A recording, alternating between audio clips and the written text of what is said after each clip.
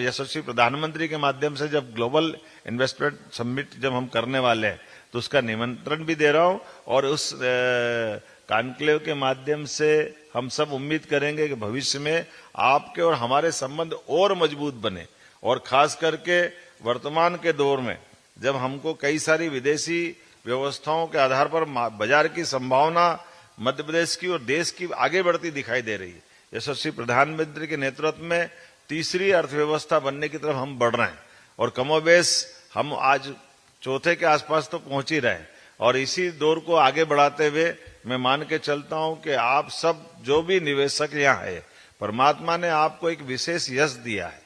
हम सब कभी कभी इस भाव को भूल जाते हैं कि हम अपने उस उद्योग की व्यवस्था के भरोसे जो आप उद्योगपति का दर्जा पाते हैं, सच मानो आप उद्योगपति नहीं है, कई सारे लोगों का जीवन बनाने वाले भाव में आप सम्मिलित हैं। आपके माध्यम से कई लोगों की रोजी रोटी चलती है, संभावना आपसे छिपी हुई। एक तरफ आप लोगों को रोजगार देते हैं, दूसरी तरफ भारत को स्वाभिमान के साथ दुनिया में नंबर 1 की स्थिति में ले जाने में मदद कर। हमारे लिए तो भाव भी ऐसा है कि हमारा दुनिया का एकमात्र देश ऐसा है जो जियो और जीने दो की भावना पे चलता है।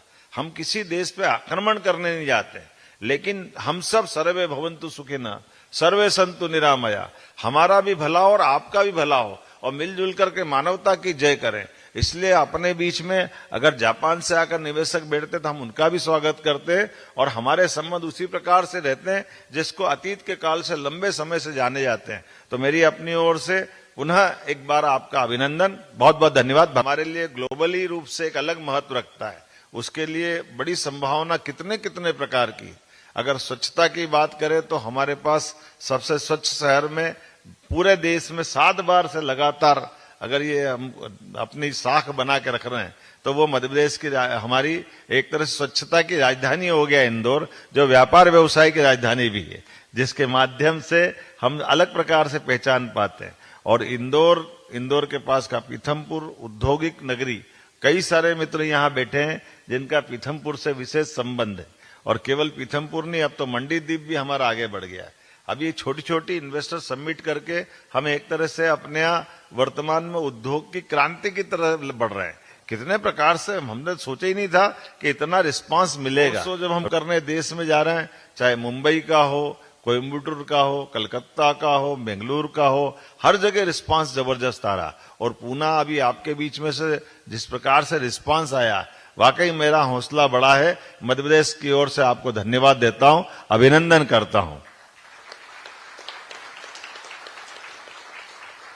और आपको आश्वस्त करता और एक निमंत्रण देने भी आया हूं।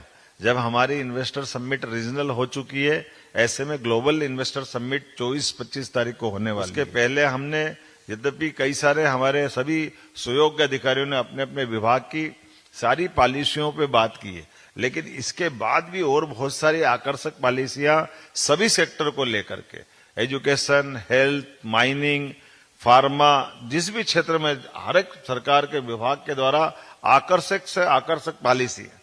हमारे मध्य प्रदेश वो इस कारण से भी जाना जाता है कि हमारे यहाँ कोई लेबर प्रॉब्लम नहीं होती और किसी प्रकार की दूसरी भी कोई दिक्कत नहीं आती। आप इंडस्ट्री लगाओ, केवल आजकल तो तकनीक का जमाना है।